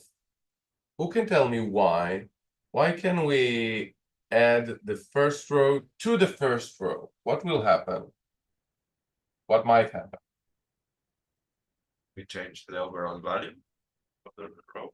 No, but if I just add a row to itself, it's just like multiplying this row by 2, which is fine. So what might be horrible if we do it? It has to do with the negative. number 8, yeah. If I'll take R1 minus R1, then I just strike out an equation. That's a problem. Okay, so that's why we have to have different rows. Okay, this is the first operation. This is the most used one. The other ones are I wouldn't say rare, but you hardly use them. And most of the time you use this, and you can see that's what we use all the time. R2 minus R1, R1 minus R2. Once I did multiply by -1. Can you see 3 times adding a constant time one row to another? Any questions? Okay. The second operation is multiplying a row by a constant. A times Ry, but what should I be aware of? A doesn't equal 0. A different than 0. Always from the field, obviously, but different than 0, obviously, right? If I multiply a row by 0, then again I cancel out the whole equation, and it's definitely not what I set out to do. Okay. 3. This is the most seemingly ridiculous one, but it's still needed in some cases. Left, right, arrow. That's just the replacing in the order of the equations. It obviously does not affect the solutions, but we use it, we need it sometimes, okay? But it's the least important one. What is it? The need, Switch the places. like in the main. Switch between the in the matrix, yeah, between the first row and the second row. Flip it. You It's- can, What? you can, but you can't. You can.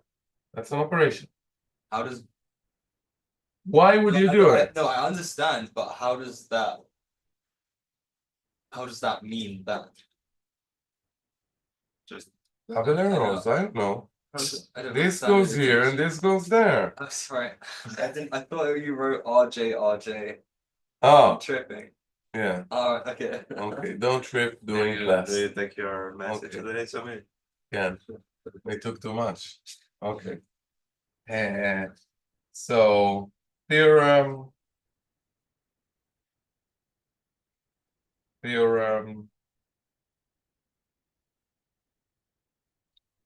If A, the matrix A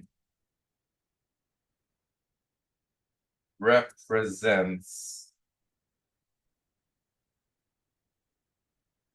a system of linear equations,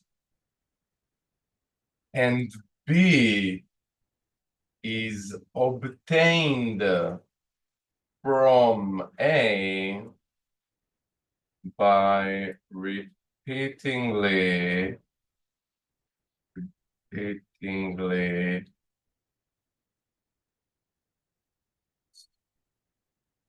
it's not a word apparently. Repeatedly, maybe. I don't know. By applying elimination operation one after the other, then the system represented by B has the exact same set of solutions as that of A. This is a long sentence, but a short point. When doing this elimination process, we don't change the set of solutions. And therefore, we don't need to recheck, to go back to the start and make sure we added solution or lost solution or whatnot. We are sure by this theorem that the set of solution after the elimination is the same as before the elimination. Okay, and that's one of the key things here. And I've shown you this in the examples, right? I did elimination and then only looked at the solution of the eliminated version. But this theorem promises me that it's okay. Okay. I won't give a full proof, but I will give a short explanation. I think it's convincing. Explanation. Again, if I prove, I write proof. If I explain not a full proof, I write explanation. It is easy to see that any solution of the system A is a solution of the system B. And why is that? And why is that? Because what are the operations we did? Adding up two equations. If this equation is true and this equation is true, their sum is obviously true. Multiplying by constant. If the equation holds, then multiplying by constant, it holds. This is completely ridiculous. If both of the equations hold, then both of the equation hold. The order does not matter. Agreed? The main thing is why does every solution of B is also a solution of A? Maybe we added solution on the way. And the answer is quite nice. That's why I'm not skipping the explanation, even though I'm not doing the proof. Doing the inverse operations. Yeah, exactly. The inverse is also true because every elimination operation has an inverse elimination operation. And we can go back from B to A. And then it's the same claim, actually. Okay, we made sure that every operation we did was invertible. Sure. It has an inverse anyway. Why? Yes. When you say the inverse, you mean going from B to A. The inverse of a specific operation is canceling that operation. In discrete mathematics, it's exactly the inverse function. Think of any operation, that's actually the most exact way to define it. Any elimination operation is a function that when given a matrix produces another matrix, right? I want the inverse operation that promises that I'll go back. And every operation here has an inverse. But when you say that, I'm talking about when you say the inverse is also true. What does? The inverse claim. That Oh, every solution of B are this inverse. Okay, right. That every solution of B is also a solution of A. Yeah. Right. Okay. So I'll show you why. If we added A times Rj, how can we cancel this? We subtract. We subtract A times Rj, and we still have Rj because it's a different row not affected by the operations. If we added to R1 minus R1, then R1 does not exist anymore and I cannot cancel it. Okay? If we multiply by a different than 0, how can we cancel it? But Multiply by the inverse. Again, it's a field. Every number different than 0 has an inverse. So we can do it. That's why we never multiply by 0, because that's invertible. That's invertible. Not invertible. Not invertible. And this, again, silly inverted cells, right? If you swapped 2 rows, swap them again. Okay? So this promises us that the solutions we got by the end are the same solution from the start. And then look at the example, and that's the main thing.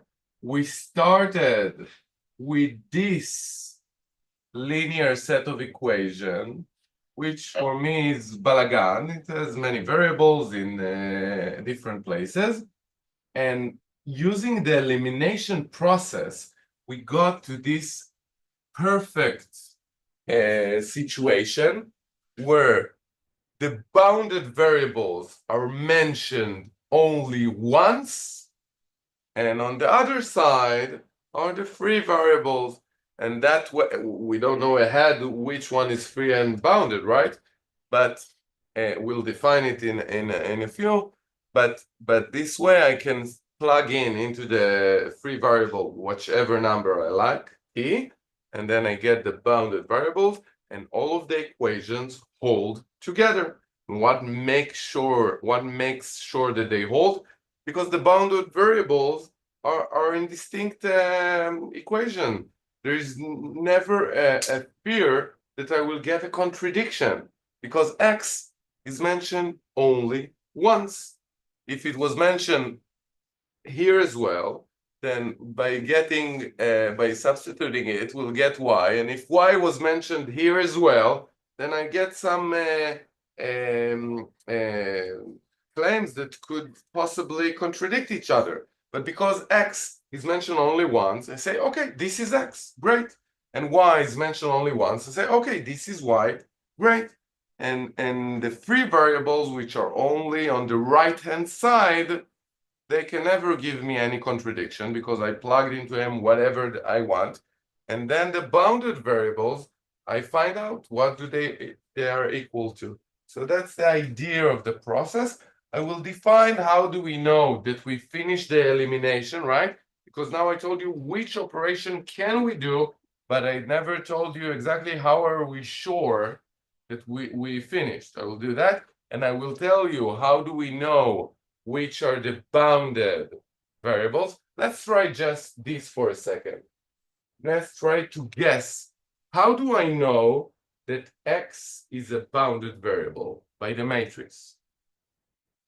The last matrix. Yeah, the last matrix. That's the an echelon form. That's actually a reduced echelon form. So that's the best form of the matrix for solving linear system of equations. And can you guess how from the matrix I can say that x is a bounded variable? There's none in the second row. Sammy? there's two reasons. It's because both it's only found in one line, and in that one line that it's only found in, there's only one other variable. But if there are two, if there was another column here and the variable w, which was also free, it's the first coefficient different than 0. That means it's the first variable mentioned in this equation. So everything else would go to the right-hand side, and this would be the bounded variable. But it is true that in order to say it, I will have for it to appear only once. But that's the reduced form. That's the definition of the reduced form. But after I'm getting to the reduced form or the echelon form, I'm looking at the first variable in each row that appears. The first one, which have a coefficient different than 0. Two coefficients in this row are different than 0, 1 and 2. The first is 1, and that's why x is bounded. the first here is this one, that's why y is bounded. And the z is never the first coefficient, the first variable mentioned. It is mentioned in all of the equation, but never the leftmost. Don't think you need to memorize what I said. I will write all of it, but for now I just wish to explain to you the sense behind the thing, but I will write everything. How do I know that it's reduced? How do I find out who is bounded and who is free? It's very technical. It's not hard to do, but what is most important for me now is to convince you that it makes sense. It's doing systematically what we would have thought of doing by ourselves, and when doing so systematically, we can program a computer to do it and solve any size linear system, and computers obviously can do it. It's only a matter of complexity afterwards, but just programming it is not that hard. Yes, Thomas. I don't really understand what being the first means in this case, because like Leftmost. yeah, I know, but I mean like if we would have put Z on the left. Agree. If you would have changed the order of the variables, the variable that you would have called bounded could be someone else, and the variable you would have called free could be someone else. And that's true. If I change here the order of the variables, it could be that x is the free one and y and z are the bounded ones. But it doesn't really matter because you always get to the same solutions. But if I ask you which one is the bounded, it's assuming the order in which the variables were given. Okay, and it's important for you just to choose one and stick with it until you finish the question. You understand? But yes, if I change the order, I could change whichever variable is free and whichever variable is bounded. And definitely here, x or y could be the free ones, and the other two would be the bounded one. It is, but again, the solutions will always be the same because that's the intersection of the plane. Okay? Any questions so far? So that's enough for today. Next week there is no class. Okay, so don't come and be disappointed that you don't get any other. How are we going to replace those questions? And we're probably not. If I won't finish the material, I will tell you, but one class is or two classes usually nothing.